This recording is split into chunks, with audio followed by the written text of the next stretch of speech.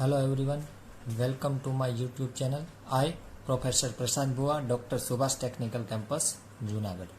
So we have already started a lecture series of design of reinforced concrete structure. In that previous lecture, we completed our module 5 as per the GTU syllabus, and we also completed the earthquake resistance design of building and related that numerical. So in previous lecture onwards, we have to started a module 1 is nothing but loading and building layout.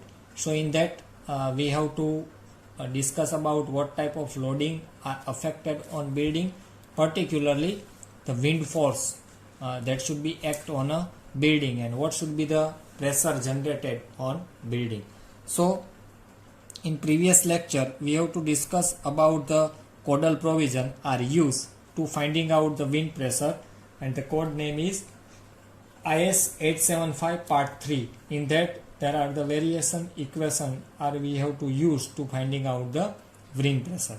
So students, in this lectures we have solved one multiple story building analyze against the wind pressure and determine the wind load acting on a building. So please read carefully, data is given, and we will start to solve this example to finding out the wind pressure. So multi-story building 20 meter by 30 meter in plan. So building plan size are given 20 by 30 meter. The dimension are given and height of building 30 meter. Bay width 5 meter in both the direction. It means one bay is completed with the x and y direction. So one bay is 5 meter in both direction. It means 5 meter in x direction as well as y is also 5 meter. It means square bay are given. So if you have to put in 20 meter in x direction and 30 meter in y direction, so there are the 5 bay in x direction and 6 bay in y direction. Likewise your plan is given. The bay width is 5 meter in both directions. Story height uniform. It means the height of story is not given, so you have to take uniform story height. So can building is divided up to the 30 meters. So location of building is given in Surat. You can also see over there. Category is given 3. Topography are given plain with upwind slope less than 3. Life of building is given 100 year. Determine the wind load acting on a building or internal flame at node points and draw the wind pressure diagram. So we have to find out wind load acting on node point. Node point is exactly that point. The point should be interact with beam and column, and the center of that joining of beam and column is known as nodal point. So we have to find out all the wind load at particular nodal points and draw the wind pressure diagram. So this is very important example, and most ofly in GTU exam it should be asked in 7 marks to finding out the wind load and draw the wind pressure diagram. So today we will start this example. So first of all, I think you have to clear the plan of given, in particular this example. So 20 by 30 meter are there. So 20 meter in x direction and 30 meter in y direction. So in 1, 2, 3, 4 bay are act on x direction and 5 bay are act on y direction. Likewise our plan is generated. So I will not draw in particular this example. I directly started the finding out the wind force. In that, what is very first step? So we will discuss in previous lectures. Our first step is to finding the design wind speed. So first we calculate design wind speed, and it should be denoted by Vz, and where it should be act, the course is given in page number 8, IS 875 part 3. So we have to use to finding out the wind analysis for IS 875 part 3. So all of you carefully read this all close, and now open the page number 8. In that the equation of Vz is given. The Vz equation is like Vb multiplied by K1 multiply by K2 multiply by K3. So as per the discussion in previous lecture, this K1, K2 and K3 are coefficient of this wind speed equation. So K1, K2, K3 are coefficient like risk coefficient, terrain height structure size factor, and K3 is topography factor. So before we find out Vz, we must be know about K1, K2, K3. Before we find out K1, K2, K3, first we find out Vb. What is Vb? Vb is nothing but basic wind speed. Basic wind speed. So how we found this basic wind speed? So the basic wind speed depends on the location of building. So our building is located on Surat. So you can open Appendix A on the same clause IS 875 part 3. In that the various city has wind speed is given. So our location is Surat. So you can see that in our Appendix A IS 875 part 3 Surat has given the wind speed Vb is equal to 44 meter per second. It means in city of Surat there are the wind speed of average wind speed is 44 meter per second. Now we find out all the coefficient one by one. So starting with the coefficient K1. K1 is nothing but probability factor, or you can say the risk coefficient is given, or it should be calculated according to table number 1 IS 875 part 3. So K1 we have to find out according to table number 1 IS 875 part 3.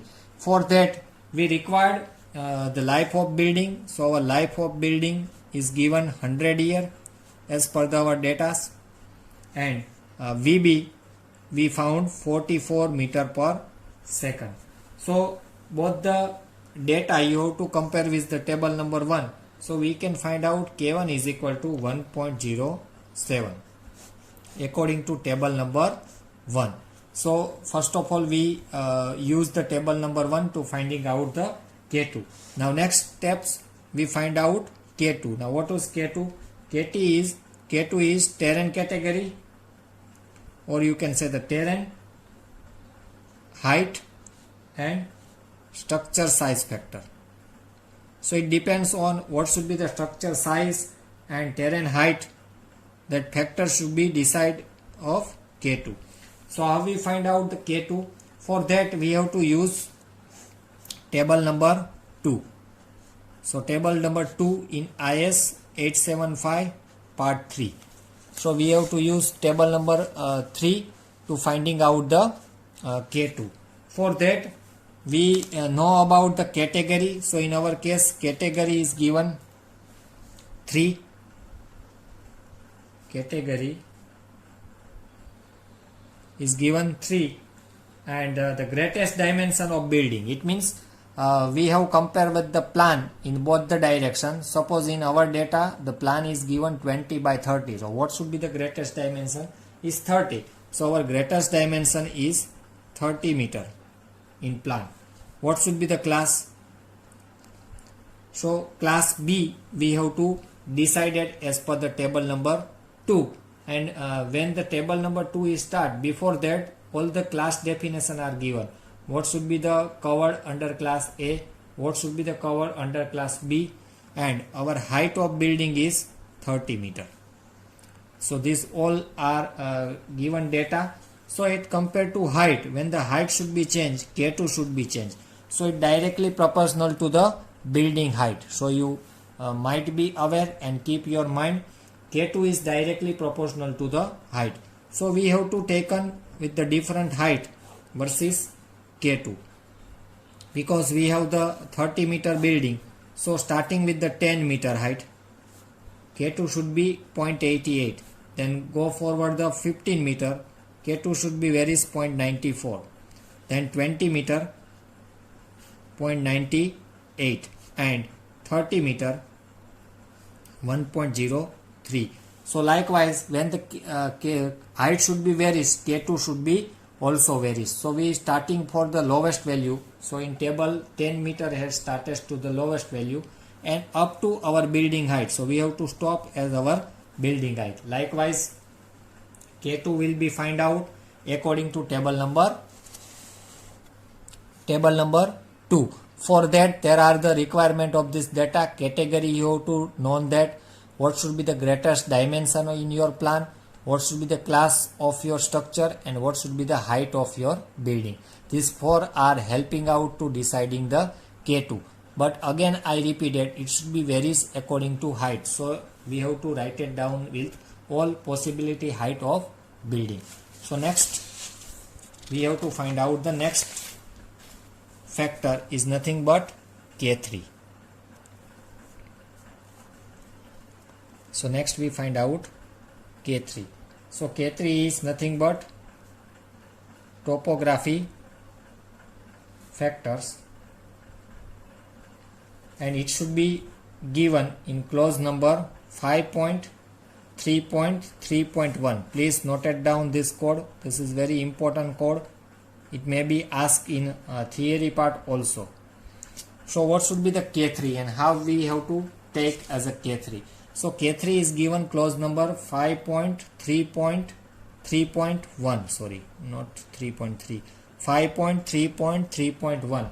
In that you have to write down or read down, for the plane topography with upwind slope theta, if theta should be less than 3 degree, then our K3 is 1.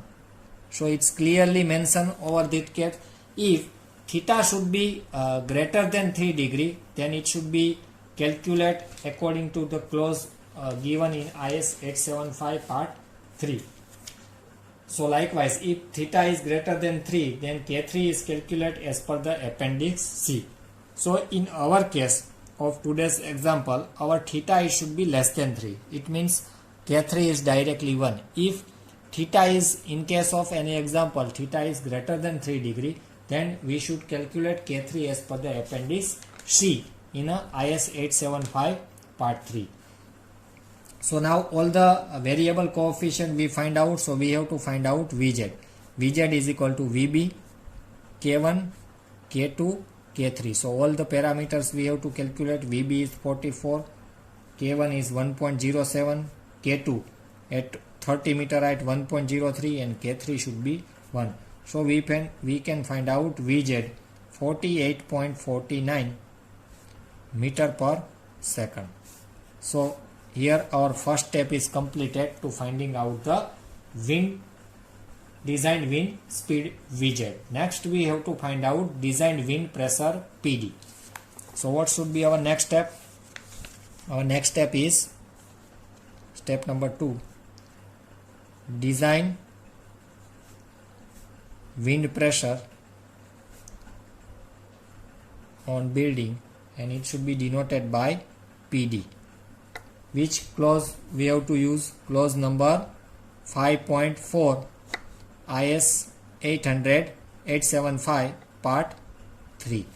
So we have to use clause number 5.4. So in that the equation is given, PD is equal to 0.6 times Vz square.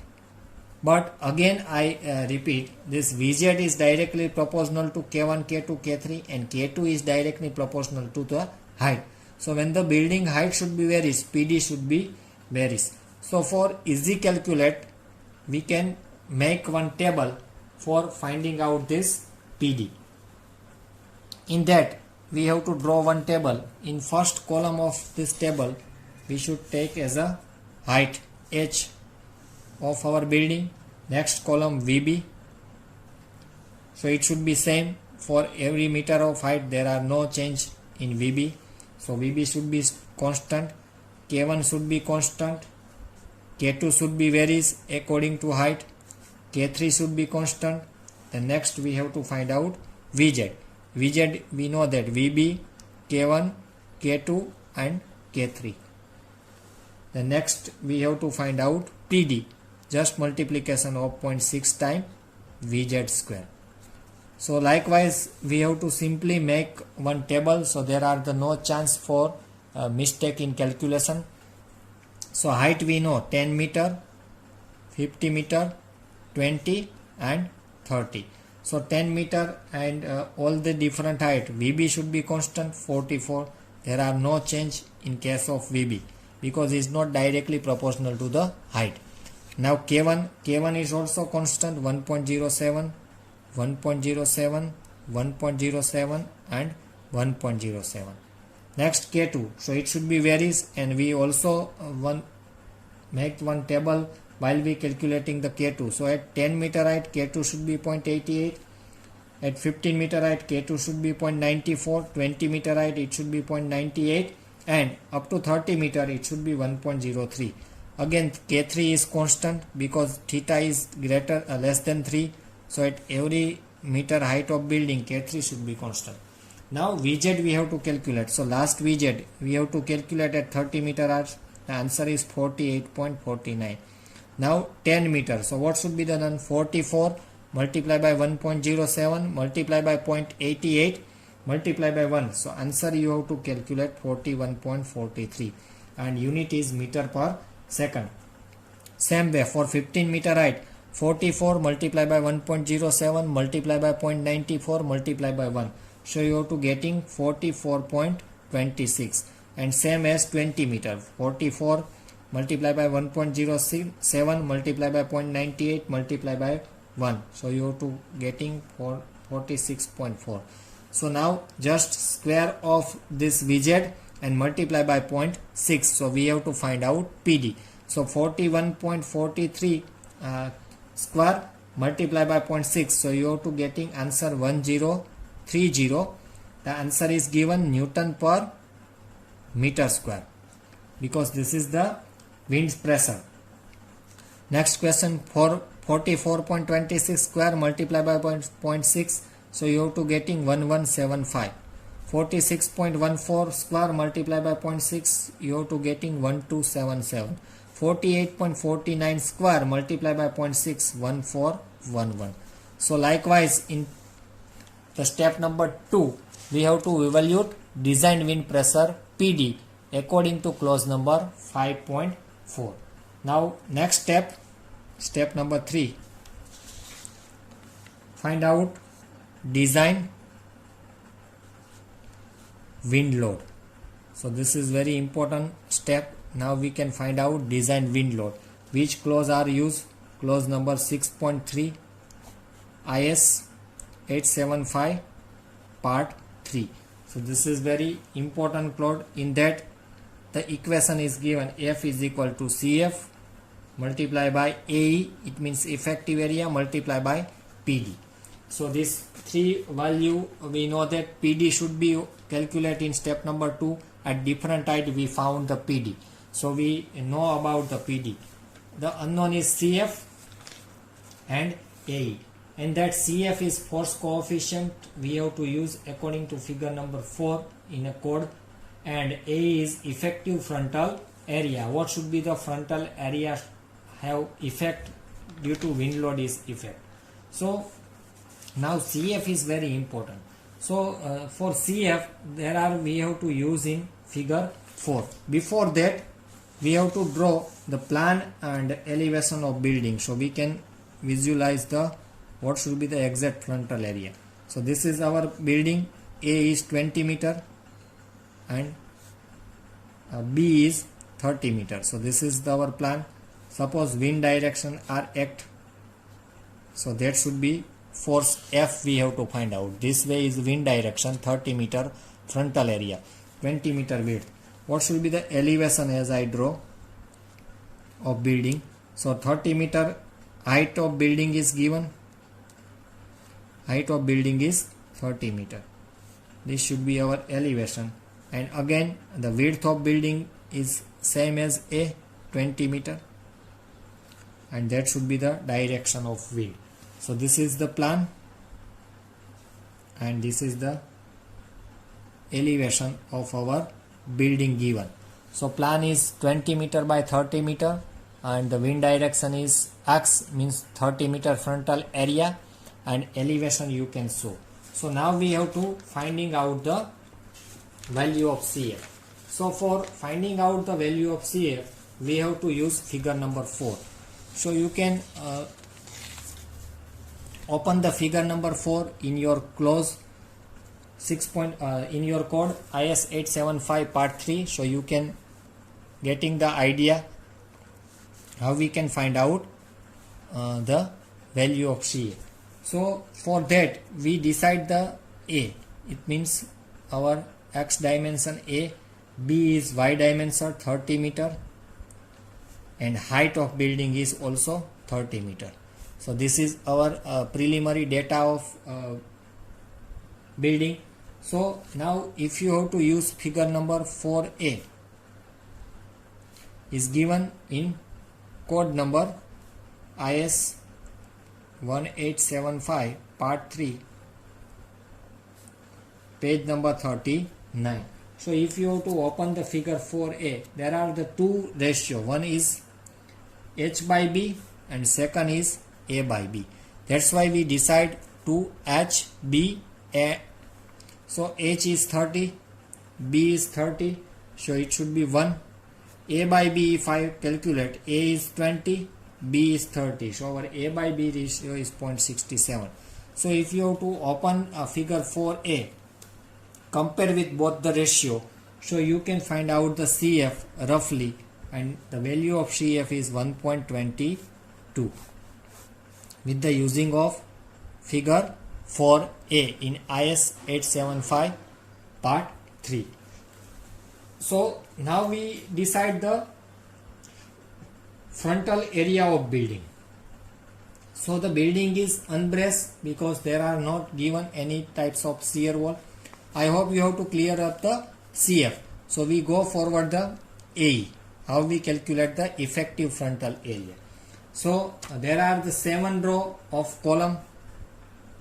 There are 7 row of column. In which direction? The direction of given in frontal, it means 30 meters. So 30 meter you have to decide that 5 meter interval one bay is completed. So if the 30 meter is there, there are completely given in 6 bay, it means 7 rows of column are generated. Since slab will be act as a rigid diaphragm because all frame are symmetrical, so we have to given symmetric direction of bay, and as well as our height is also uniform, so our frame is symmetrical, so slab will be act as a rigid diaphragm action. Now length of building is 30 meter. So what should be the AE? AE means 30 by 7. How many numbers of column are covered in 30 meter? 7. So what should be the 1? If I choose one panel, then what should be the AE? Is nothing but our effective frontal area, because at that time only one frontal area are affect to particular wind spots, and that's why we have to calculate AE like this. I think you have to understand that. Again I repeat it. The wind force are acting on 30 meter. If I draw this bay diagram, so 1, 2, 3, 4, 5, 6 bay are there. So how many columns are covered? 7 column. So for 7 column, 30 divided by 7, so there are the chance for the one frontal area 30 by 7 multiply by 1. तो 7 रो है वो 30 metre में cover होती है, तो 1 metre में कितनी, means 1 बे में कितना एरिया आता है, simply calculate bye given for AE. सो अगर आप सोल्व करोगे तो AE आएगा 4.285 मीटर स्क्वायर. मीन्स हमको जो बे डिस्टेंस दिया गया है उससे भी कम एरिया है वो कवर होता है. सो लोडिंग ऑन फ्रेम पर meter height of wall. So we know that it should be varies according to height, because our height should be varies. So if I discuss about F, what should be the F is given as per the clause number 6.4. F is given CF multiply by AE multiply by PD. So we know that the CF is 1.22, AE is 4.285 and PD. So PD we have to draw one table, because at the various interval height PD should be varies. So I found the F answer in terms of PD 5.23 PD Newton per meter. So now design load per meter height of wall is calculated as under. So for that we have to draw one table to finding out the PD. So for that, in first column we have to take height, next column PD. So PD we found Newton per meter square at different height, and next design wind force is denoted by F, and we have to evaluate 5.23 multiplied by PD because we have to multiply by CF by A. So this is our F, and last force kilonewton per meter is nothing but wind force. So we have to draw the simply table. For that we always start with the lower side, 10 meter, 15 meter, 20 meter and 30 meter. So for that already we calculate the PD. For 10 meter our PD should be 1030. For 15 meter PD should be 1175. For 20 meter PD should be 1277, and for 30 meter 1411. So now just multiply by 5.23 multiply by PD. So 1030 multiply by 5.23. So we have to find out F, design load F, Newton per mm. So it should be given 5387. This unit is Newton per meter, sorry, not mm. Just 1175 multiplied by 5.35. So we found 6145. Likewise 6679 and 7380. Likewise we have to calculate force F, convert it into the kilonewton. So at 10 meter 5.39 kilonewton per meter, 6.145, 6.68 and 7.38. So at the step number 3 we found the wind load F. Now we can distribute this force in a nodal point at different height, and we have to draw the pressure diagram. So that will be covered in a next lecture, because still now you have to get the practices this all the 3 steps, so you can get the idea how we find out the wind load F. So I hope you have to considering this all 3 steps very carefully, and you have to understanding all 3 steps. Step number 4 we have to continue on the next lecture. So in next lecture we have to draw wind pressure diagram. Before that this force should be distributed according to the nodal height. Thank you student for watching this video. I hope you have to understanding this 3 step. Please practice it before we start for the step number 4. So you can easily calculating up to the step number 3 is nothing but wind load per meter height. Thank you student for watching this video.